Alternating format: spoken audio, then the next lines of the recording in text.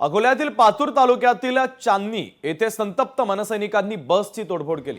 राज ठाकरेंचे banner अज्ञातांनी फाडल्याने मनसे कार्यकर्ते आक्रमक झाले। यावेळेस कार्यकर्त्यांनी जोरदार घोषणाबाजी केली। त्याबरोबरच एसटी बसची देखील तोडफोड करण्यात आली आणि त्यामुळे परिसरामध्ये काही काळ तणावाचं वातावरण होतं। पोलिसांनी घटनास्थळावरून मनसेच्या कार्यकर्त्यांना ताब्यात घेतलेलं आहे। मात्र यामध्ये बसचं मोठं नुकसान झालं आणि अशा पद्धतीने हे नुकसान करणं कितपत योग्य आहे असा सवाल देखील याच निमित्ताने उपस्थित होतोय। तर संतप्त मनसैनिकांनी बसची तोडफोड केलेली आहे।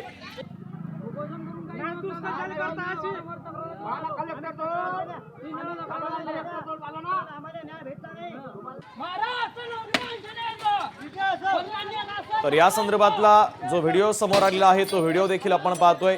मनसेचे हे सगळे कार्यकर्ते बसची तोडफोड करताना या दृश्यांच्या माध्यमातून आपल्याला दिसतायत। संतप्त मनसैनिकांनी बसची तोडफोड केली आहे। राज ठाकरेंचे बॅनर अज्ञातांनी फाडले आणि त्याचा राग या मनसेच्या कार्यकर्त्यांना आला आणि त्यांनी चक्क बसची तोडफोड केलेली आहे।